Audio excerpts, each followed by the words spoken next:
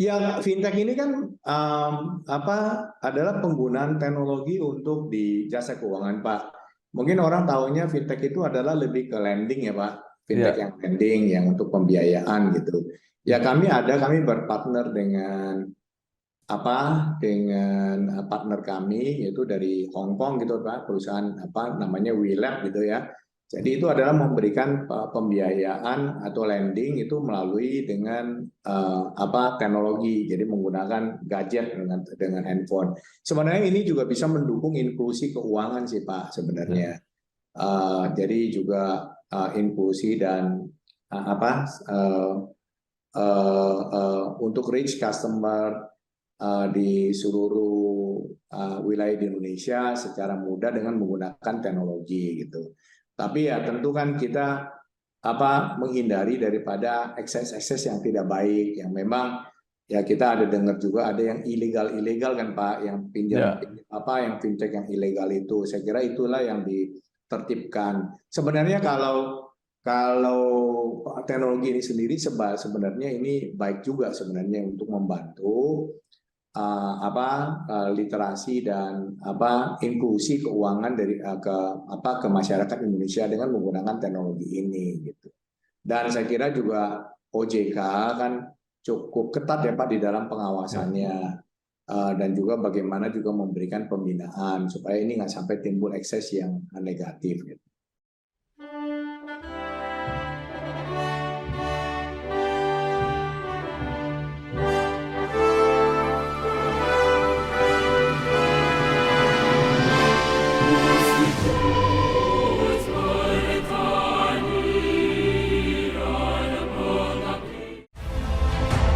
Saya Bambang Satono di kanal Inspirasi untuk Bangsa.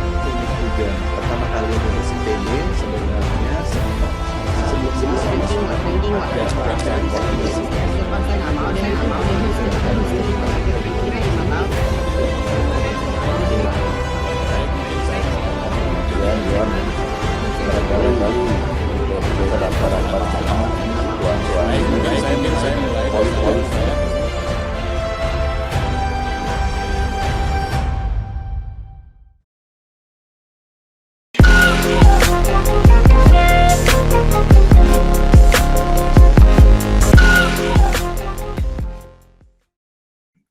Bersama saya Bambang Sadono di kanal Inspirasi untuk Bangsa. Mudah-mudahan kanal ini selalu bisa memberi inspirasi, motivasi, dan edukasi.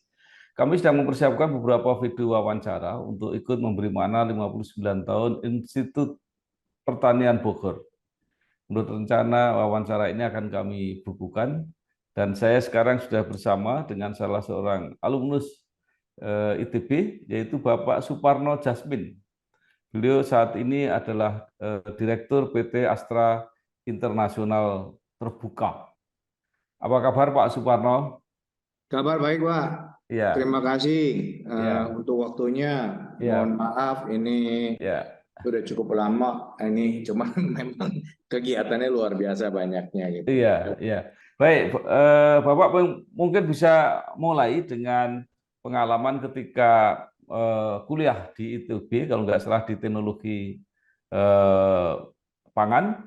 Nah, kemudian juga di Fakultas Ekonomi UI, kemudian bergabung di Astra dan menjadi CEO beberapa anak perusahaan Astra, dan sampai saat ini menjadi salah seorang direktur di PT Astra Internasional dan Preskom di beberapa anak perusahaan di lingkup Astra Finance. Monggo silakan Pak. Iya Pak, jadi saya masuk IPB tahun 82. Ya dulu kan masuknya melalui PMDK. Saya masuk angkatan 19. Kemudian waktu penjurusan saya masuk ke Fakultas Teknologi Pertanian, jurusannya Teknologi Pangan dan Gizi. Jadi ya dulu ya keterima di IPB melalui PMDK, ya bersyukur ya. Itu kan dulu program yang diinisiat oleh Profesor Andi Hakim Nasution gitu. Jadi ya disitulah Pak saya kuliah di IPB, lulus tahun 86, Ya. ya bersyukur bisa kuliah di IPB. Saya masih ingat uang kuliah saya satu semester itu 50.000 ya Pak. Ya. Kalau saya nggak salah buat bayar indokos bulanannya juga mirip-mirip gitu satu Ya. bulannya. Jadi memang luar biasa sih memang subsidi pemerintah yang diberikan gitu ya melalui kuliah di perguruan tinggi seperti di IPB gitu. Kemudian saya lulus tahun 86. Kemudian saya ya namanya sebagai lulusan yang baru lulus gitu ya berusaha untuk mencari kerja ya kalau ya mulanya itu ya inginnya kerja di bidang yang ada hubungannya dengan teknologi pangan. Jadi saya pernah di perusahaan yang menjual apa ya flavor and fragrance Pak. Jadi Bush Dog Allen gitu ya itu dari UK dulu. Tapi nggak lama sih Pak, itu cuma sebentar.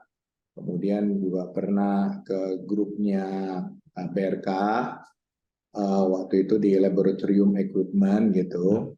Tapi kemudian akhirnya itu juga nggak lama. Kemudian akhirnya saya keterima di Astra International sebagai manajemen trainee tahun 87. Ya. Jadi di dua perusahaan itu ya saya ya kurang dari 1 tahun lah karena saya lulus 86, kemudian saya masuk Astranya itu November tahun 87. Ya. Jadi sampai dengan hari ini tuh sudah 35 tahun Pak Ya. berkarya di Astra, mutar-mutar gitu. Ya. Jadi ketika saya masuk sebagai manajemen trainee di Astra itu, kemudian saya karena tidak langsung terjun ke bidang sesuai dengan pendidikan saya di bidang teknologi pangan dan gizi. Jadi saya pikir saya perlu menambah pengetahuan gitu ya. Jadi saya kuliah lagi di Fakultas Ekonomi UI Extension Pak gitu. Ya.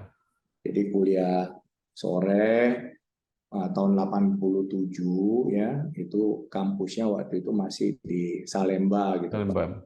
Iya, jadi tahun 87. Jadi FEUI Extension gitu. Karena menyadari bahwa saya harus ya belajar hal yang baru karena bekerja di corporation. Saya masuk di Astra itu mulainya dari sebagai manajemen trainee, saya ditaruh di tempatnya Human Capital HRD Pak. Ya. Human Resources Development zaman dulu namanya masih HRD. Sekarang kan orang tahu kapital gitu ya Pak. Iya, di sana saya ya rasanya saya juga bingung kenapa dari hasil testing seleksi yang cukup panjang di Astra itu kemudian saya ditempatkan di Human Capital di HRD. Saya juga tanya dengan bos saya, apa saya bisa gitu kan gitu. Ya. Tapi kemudian saya diyakinkan bahwa di Astra ini akan diisi dengan pelatihan ya dan juga coaching yang di mana kita yang penting mau belajar gitu ya dan ya mau belajar dan mau berusaha gitu ya, mau bekerja dengan baik gitu ya. Dan akan diberikan pelatihan dan juga coaching gitu. Itu yang saya diyakinkan gitu. Padahal kan saya rasa waktu itu kalau human capital berarti kan saya kuliahnya mungkin mestinya di manajemen. Saya nggak punya kan, nggak mengerti hal itu. Makanya kenapa itu juga yang membuat saya kuliah lagi di UI gitu. Pak, hati-hati yo. Bagi para pekerja keras yang berlomba dengan matahari pagi. Bojomu mulai yuk. Durung Kang. Ya badai dengan kategori 4 ini Yuk. datang dengan Bojomu yuk. Bojoku ngapa? Ada jaminan kecelakaan kerja. Buat yang banting tulang demi cita-cita yang tersayang. Ada jaminan hari Boleh tua. jadi pilot nggak? Boleh, Nduk. Pokoknya Ibu dukung. Hati-hati Pak. Untuk yang memutar roda mengejar rezeki, nggak khawatir jalani hari. Ada jaminan kematian dan beasiswa 2 anak. BPJS Ketenagakerjaan agar mereka bisa kerja keras bebas cemas. Pasti aman, pasti cair, pasti tenang. Perlindungan pekerja sejahtera. BPJS Ketenagakerjaan. Ya sampai dengan 35 tahun saya sudah di Astra sudah muter-muter gitu Pak. Ya. Nah jadi saya mulai dengan di Astra tahun 87. Kemudian mulainya dengan saya kira-kira hampir 3 tahun di HRD di Astra Pusat gitu. Kemudian karena saya sambil kuliah juga, lalu saya melihat kayak sepertinya bidang yang saya suka gitu adalah kalau di operation dan di marketing. Jadi saya ingin ke ini Pak, ke business unit gitu. Jadi instead of di holding company. Dan saya minta izin dan saya kemudian saya dipindahkan ke, nah enaknya di Astra ini karena sebagai satu konglomerasi bidang usahanya kan sekarang ada 7 ya, kalau dulu tuh 6 gitu ya.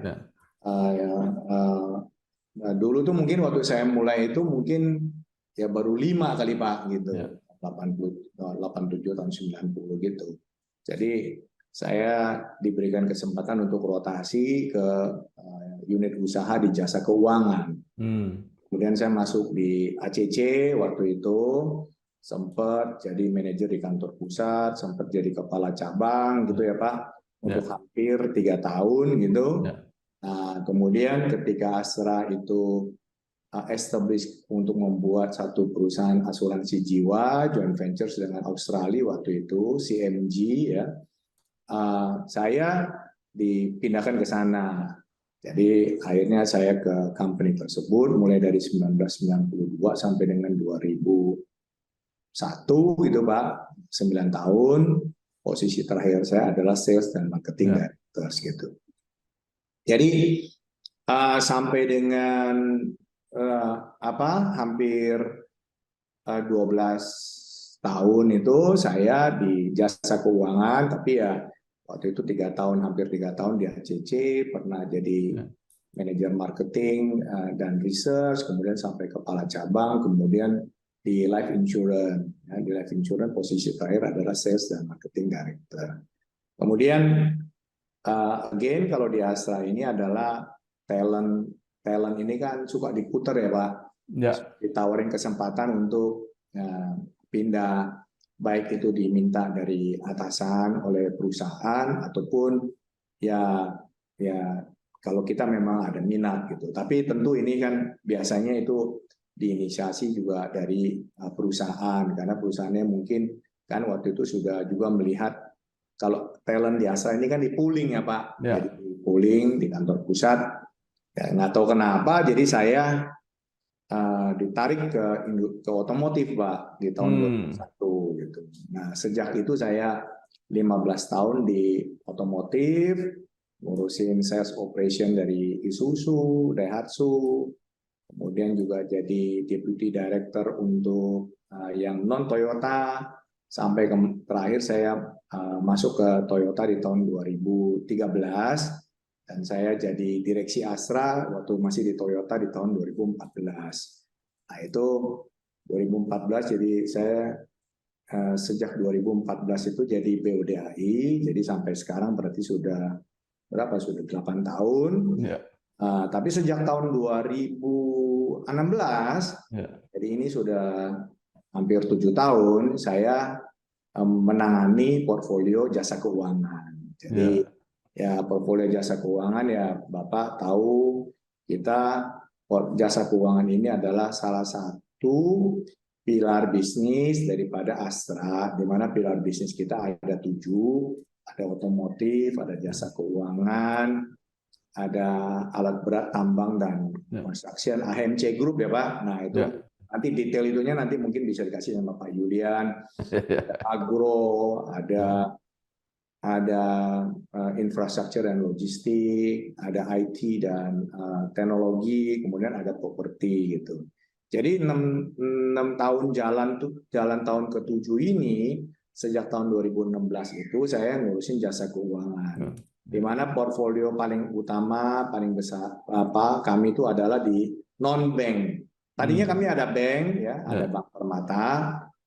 Kita kebanyakan itu adalah di non-bank itu adalah multi finance, yaitu pembiayaan untuk produk-produk Astra, kendaraan, sepeda motor, mobil, alat berat, kemudian juga pembiayaan yang lainnya melalui perusahaan multi finance kami. Kemudian ada perusahaan asuransi umum, asuransi Astra gitu ya Pak, kemudian ada asuransi jiwa, kemudian kita juga ada fintech, ada juga payment, ada e-money, kemudian Bank Permata yang sudah kami divest ya di tahun 2020 bersama-sama dengan SCB kan, kita waktu itu memiliki Bank Permata itu. Kemarin di bulan September ini kita acquire bank kecil Pak, Bank Jasa Jakarta, yang nantinya kita akan jadikan sebagai bank digital. Nah itu kira-kira lah Pak dari tahun 1987 saya masuk sebagai manajemen trainee dari Astra. Saya mulai dari di Astra Pusat di HRD 3 tahun, kemudian hampir 12 tahun di jasa keuangan yaitu di ACC dan di asuransi jiwa, balik dipindahkan ke otomotif 15 tahun, nah sekarang 6 tahun, jalan 7 tahun ngurusin jasa keuangan. Ya, Astra begini Pak, muter-muter.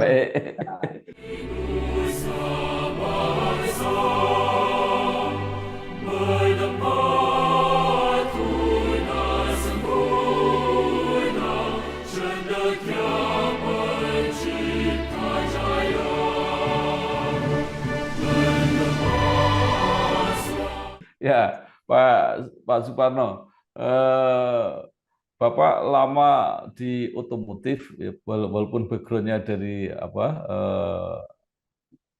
IPB. Nah, Astra juga memang awalnya dikenal sebagai usaha di bidang otomotif. Nah, menurut Bapak di dalam konglomerasi sekarang yang mempunyai 7 bidang bisnis tadi, seberapa besar sebenarnya peran di otomotifnya sampai saat ini, Pak? Ya besar ya Pak, ya penting buat Astra. Dari 7 lini bisnis Astra itu ya otomotif terkait dengan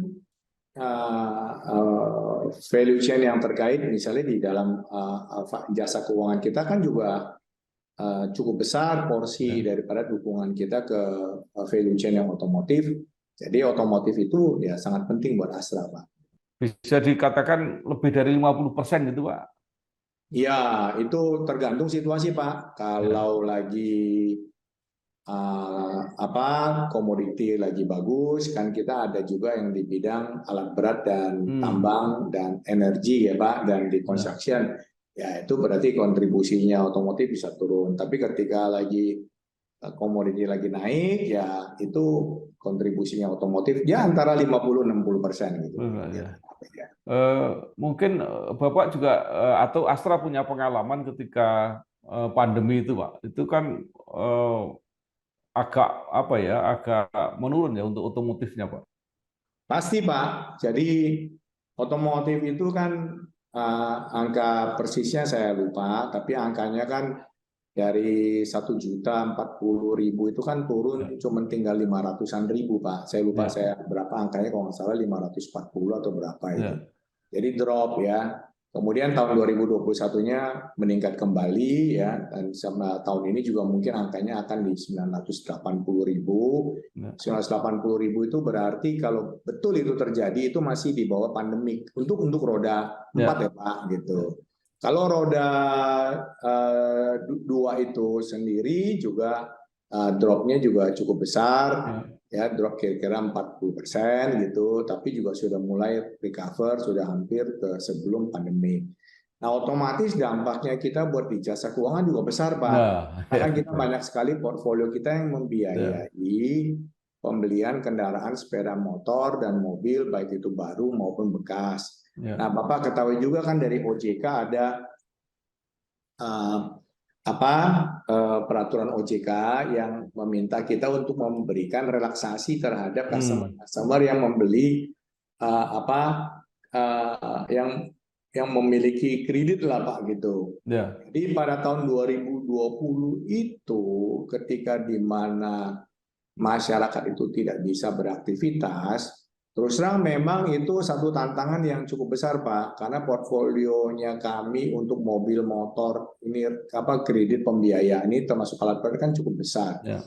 Nah, jadi secara kasarnya itu waktu itu kita merestructure lebih dari 1 juta nasabah, lebih dari 31 triliun Pak. Ya. Yang syukur alhamdulillah itu ya sampai hari ini itu tinggal sedikit Pak udah Pak. Jadi semua sudah balik ke normal, sudah bisa diselesaikan dengan baik, yang artinya itu tidak sampai memberikan dampak yang jelek terhadap performanya daripada Astra Financial. Dan rasanya itu adalah salah satu bentuk dukungan kami ikut partisipasi di dalam memberikan relaksasi terhadap pelanggan-pelanggan kami, karena pelanggan yang kena itu banyak sekali Pak. Jadi itu 1 juta, lebih dari 1 juta account, lebih dari 31 triliun itu represent kira-kira hampir 20% daripada portfolio kami. Hari ini sudah turun, sudah tinggal sedikit sekali. Jadi kinerja Astra Finance ini semacam mengiringi bisnis otomotifnya Astra gitu Pak ya? Betul Pak, itu kita memang sangat terkait. Jadi kita ya saling terkait Pak. Jadi kita mendukung gitu ya Pak sebagai salah satu providers daripada baik itu pembiayaan, asuransi dan yang lainnya. Ya kita bukan the only provider lah, kita juga ada provider yang lainnya. Tapi kita bisa memiliki satu kerjasama yang sangat baik.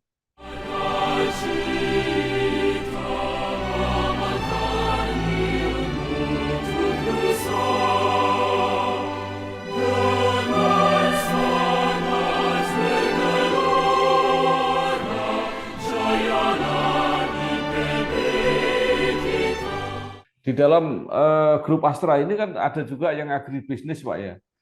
Ada Pak. Ya, yang sawit kalau nggak salah, itu kan juga betul, Pak. Bagus. Ya.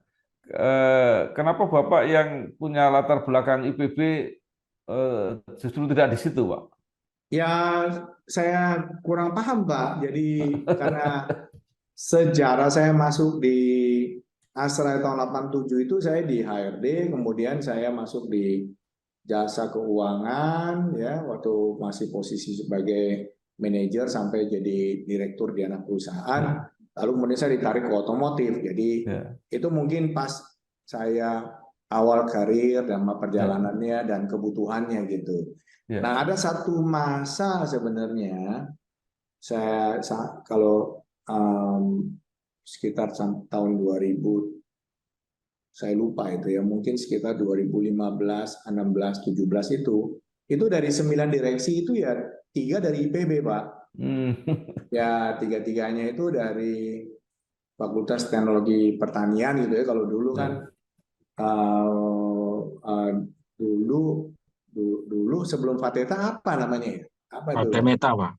Fatemeta ya, Fatemeta. Tapi ya itu ada atasan saya juga itu dari Fakultas Teknologi Hasil Pertanian, ya kan. Dulu kan saya kan jurusannya Teknologi Pangan dan Gizi. Kalau dia Teknologi Hasil Pertanian (THP) gitu ya. Dia 5 tahun lebih senior dari saya. Saya angkatan 19 gitu. Tapi ada juga satu juga yang sama. Jadi ya waktu itu dari 9 direksi, 3 dari IPB. Yang satu nanganin agro, satu terakhir nanganin logistik, infrastruktur dan properti ya Pak Paulus Bambang ya. Kalau nggak salah Pak Paulus Bambang tuh waktu itu apa ya?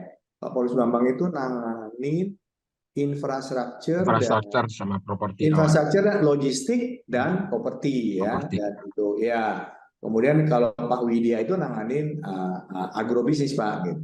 Ya. Ya. Jadi ada juga Pak yang sebelum yang kolega saya yang sekarang Pak Santosa itu nanganin agrobisnis. Sebelumnya itu adalah dari PP. Sekarang kembali ke Astra Finance Pak ya.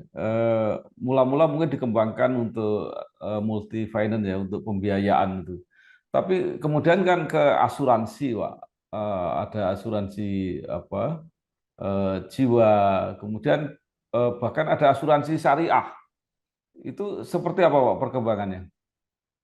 Ya, jadi kita kan gini Pak, jadi Pak Bambang ya, kami itu fokusnya adalah ke jasa keuangan retail. Ya, jadi kita aspirasinya itu, visinya adalah ingin menjadi perusahaan jasa keuangan retail lah, yang bagus lah di situ. Karena kan kami kan memberikan pembiayaan motor, mobil, alat berat gitu ya. Jadi kalau orang dibiayain motor mobil ini kan ya butuh asuransi ya kan gitu. Dan kalau kita bicara jasa keuangan retail itu ya kan bukan kebutuhan jasa keuangan itu kan bukan hanya nabung di bank ya, tapi juga dalam kaitannya menabung atau menyisihkan sebagian untuk protek asetnya dalam bentuk apa itu asuransi umum atau asuransi jiwa gitu. Kemudian dalam perkembangannya dengan penggunaan teknologi digital, maka masuk yang payment, masuk yang di e-money gitu ya Pak. Kita juga ada Pak Astra Pay, kemudian kita juga ada fintech lending, kemudian kita juga ada agregator yang mengagregat produk-produk jasa keuangan yang lainnya, termasuk yang lainnya kepada customer daripada Astra ya, Astra Financial dan Astra at large gitu. Dan kita menggunakan teknologi ini juga untuk mengkonek ya, supaya di dalam ekosistem Astra Financial itu mudah terkoneknya secara digital, kemudian juga memungkinkan juga untuk connect dengan ekosistem Astra yang lain di luar daripada yang jasa keuangan. Jadi itu sejarahnya Pak, terbentuknya entitas-entitas daripada jasa keuangan di dalam lingkup Astra gitu.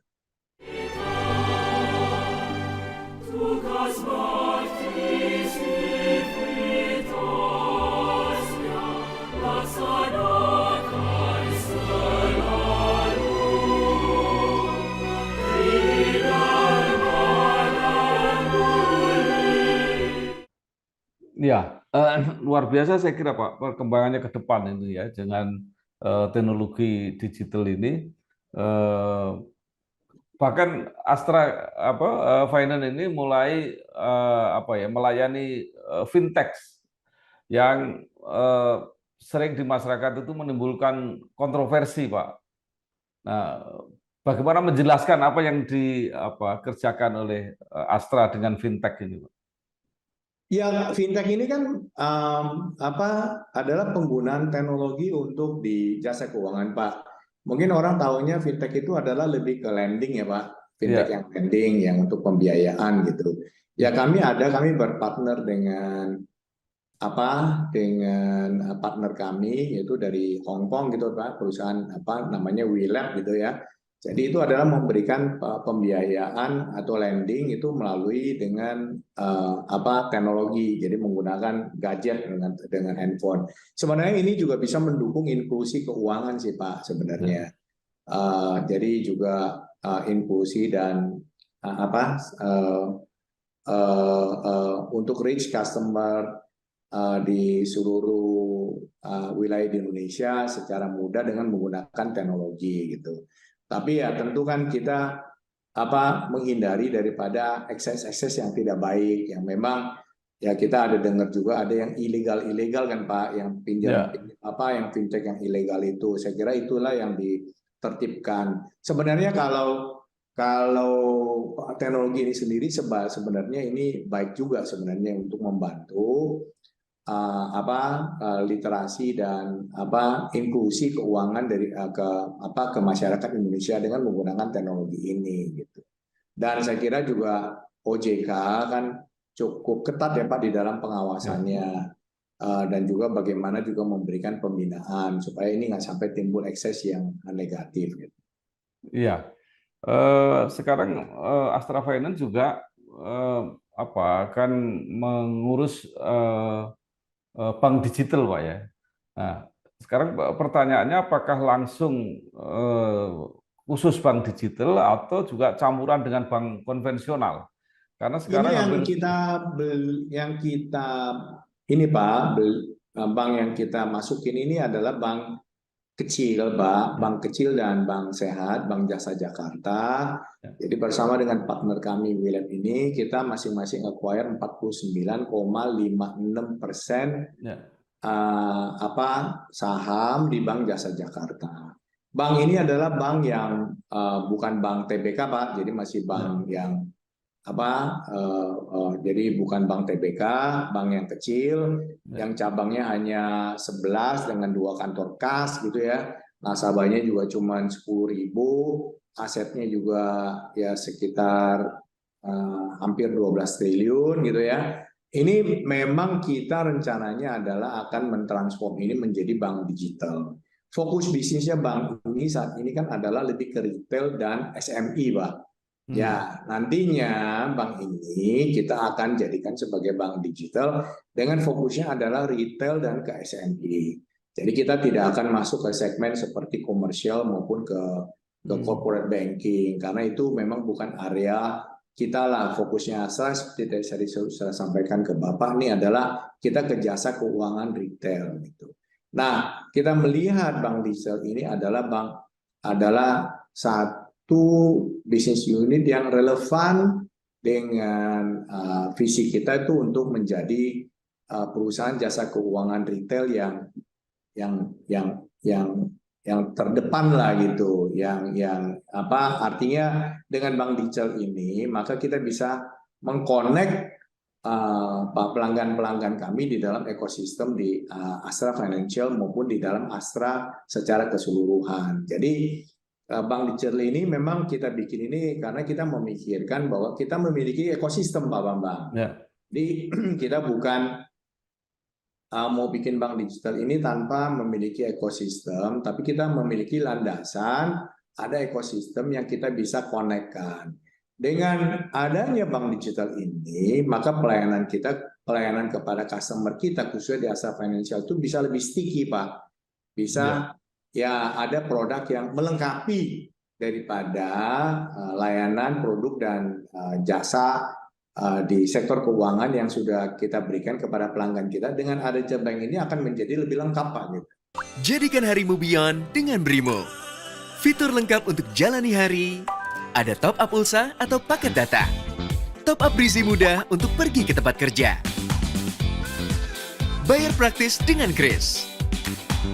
Belanja online makin asik, tinggal klik. Mau transfer pun tak jadi masalah. What a beyond day. Brimo, mobile banking yang pas buatmu. Nah, dengan seperti sekarang ini kira-kira bagaimana Pak bayangan atau prospek bisnis Astra Financial ini ke depan?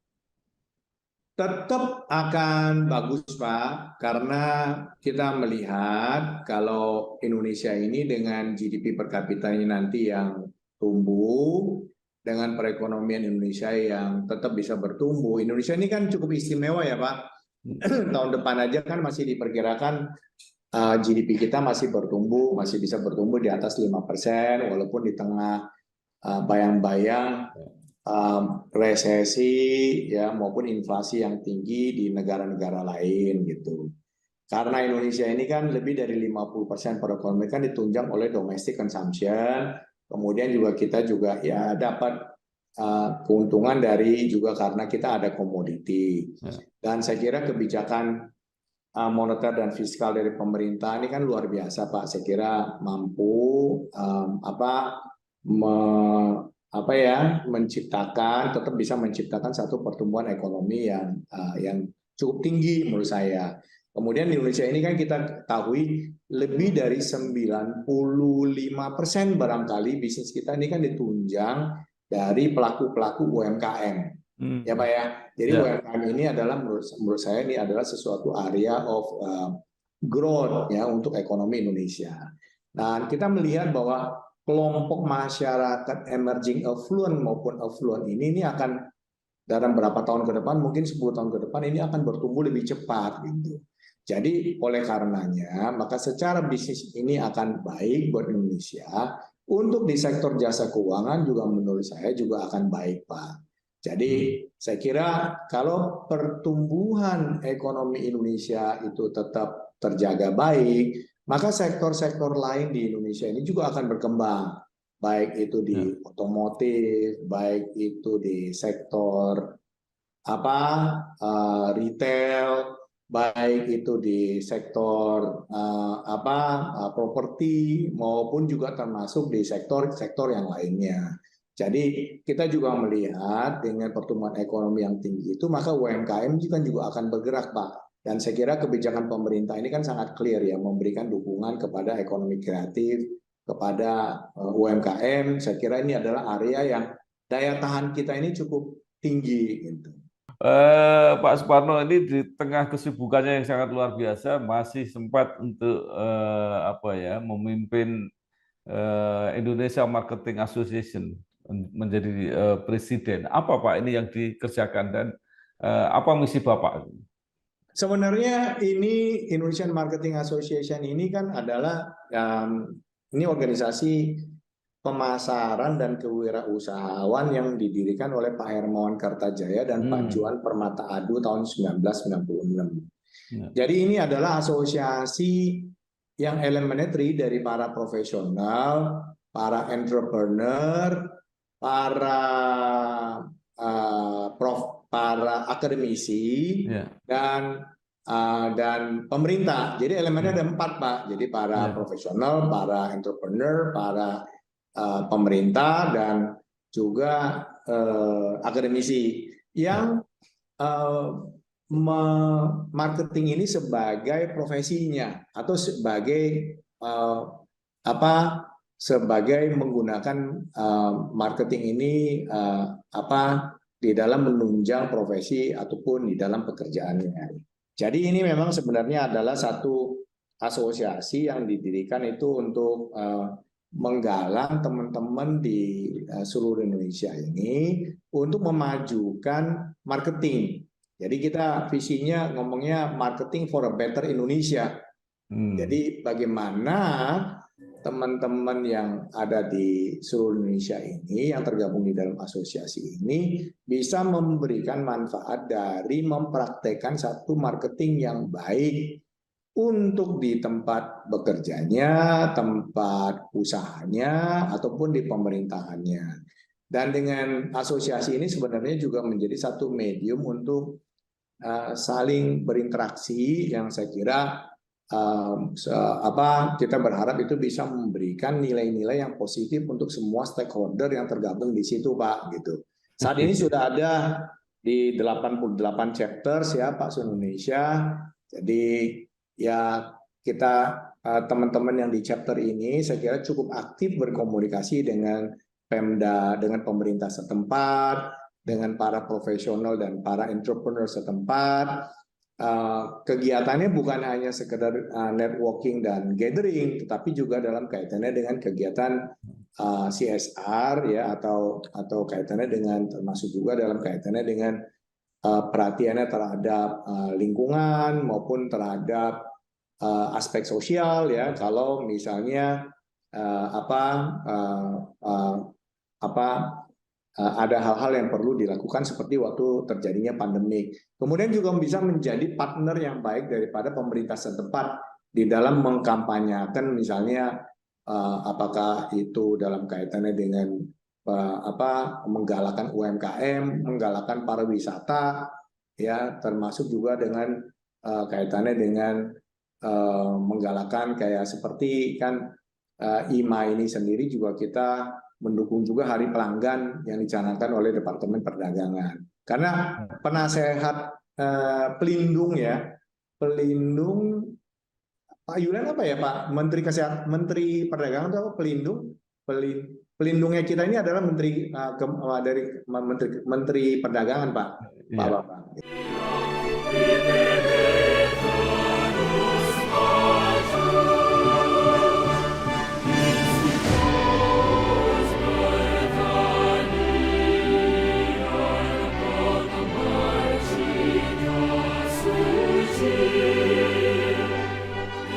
Nah, sekarang kembali ke IPB, Pak. Semangat IPB, karakter IPB yang kemudian sangat bermanfaat setelah Bapak sekitar 35 tahun berkarir di Astra, itu apa, Pak? Nilai-nilai yang diberikan oleh IPB? Apa ya Pak? Saya kira mungkin yang pasti kalau zaman saya kuliah di IPB, mungkin ya kita ditempa untuk selalu belajar ya Pak. Jadi kerja keras di dalam belajarnya, dan kita selalu dilatih untuk berpikir secara kritis ya dan analitis gitu ya. Kalau kita dengar dari Profesor Andi Hakim Nasution itu kan selalu bilang bagaimana menciptakan mahasiswa-mahasiswa atau lulusan-lulusan yang bisa berpikir kritis, yang bisa menggunakan nalarnya. Memang yang banyak terjadi, lulusan IPB ini tidak bekerja di dalam bidangnya, yang mungkin disebabkan karena kesempatan yang ada di dalam bidang usaha itu tidak persis sesuai dengan apa yang dipelajarin. Tapi saya kira ketika kita sekolah, ketika kita kuliah itu kita ditempa untuk berpikir kritis, kita ditempa untuk belajar nalar gitu ya Pak. Dan dari hal itu, dan juga dengan semangat kita untuk selalu mencapai hasil yang maksimal, karena kan menurut saya waktu zaman saya kuliah di IPB itu saya melihat competitiveness-nya di antara teman-teman ini ya tinggi ya Pak. Tetapi persahabatan itu tetap terjaga dengan baik gitu. Jadi ya walaupun kalau saya lulus tahun 86 itu berarti sekarang sudah berapa itu? Sudah 36 tahun ya Pak. Ya saya dengan teman-teman alumni ini masih ini Pak, masih suka komunikasi. Khususnya kalau yang di jurusan saya ya Pak, jurusan gitu. Jadi saya kira walaupun kita sangat kompetitif, kita berkompetisi di dalam kuliah, tapi saya kira juga menjalin komunikasi dan silaturahmi yang baik. Jadi saya kira itu sih yang saya dapatkan ya Pak. Jadi itu yang mungkin menempa kita sebagai seorang individu, karena di dalam pengalaman saya sih bekerja di satu corporation kan pinter saja kan tidak cukup Pak. Ya, pinter saja itu dari segi IQ gitu kan tidak cukup ya Pak. Tapi saya kira di IPB itu kita ditempa dengan pergaulan yang dari zaman dulu itu ya, yang dimana kita bergaul dengan semua kalangan, semua golongan. Teman-temannya kan seluruh Indonesia itu Pak datangnya tuh. Ya, saya kira itu mungkin adalah bagian daripada seleksi yang dilakukan oleh IPB waktu itu mungkin dicanangkan oleh Profesor Andi Hakim Nasution ya.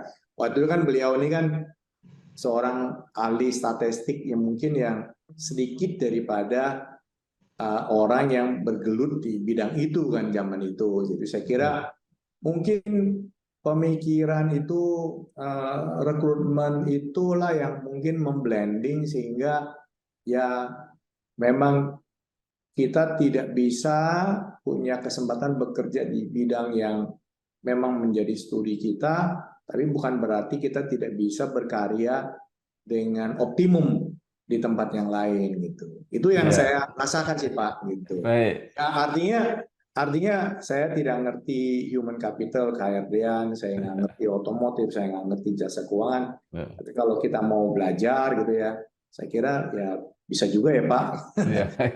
Kita lakukan dengan dengan baik gitu.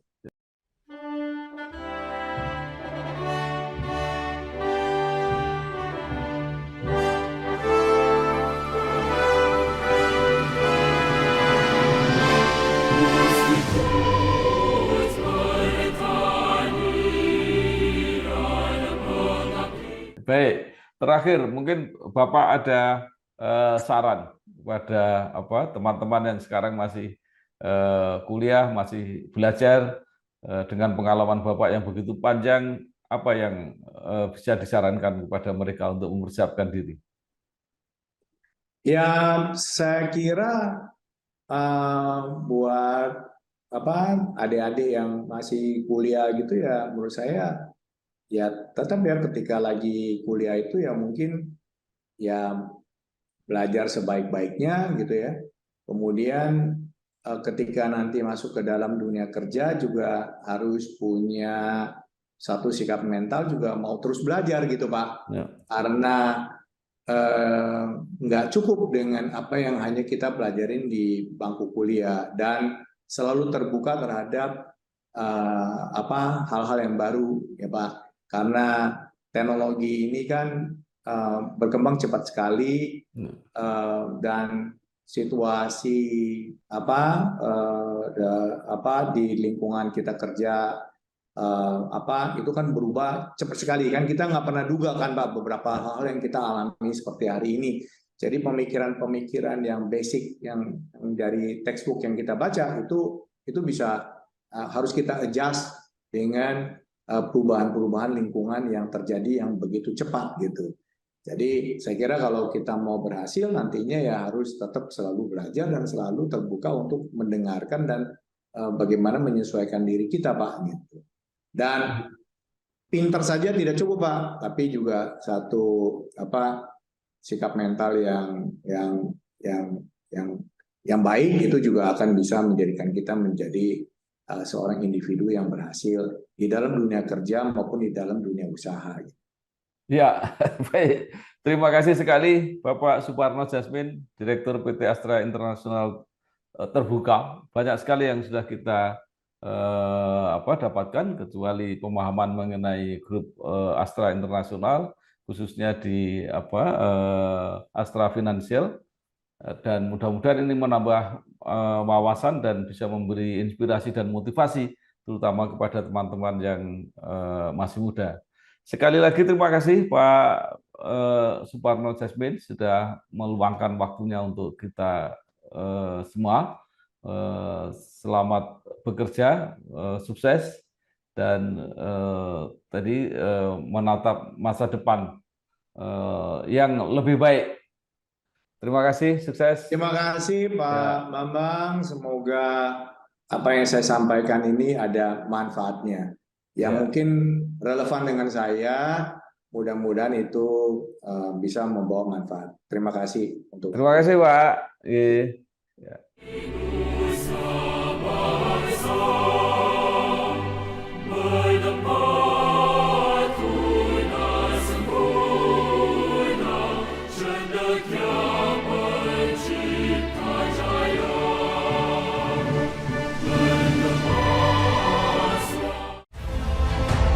Saya Bambang Sadono di kanal Inspirasi untuk Bangsa. Ini juga pertama kali lulus IPB sebenarnya sebelum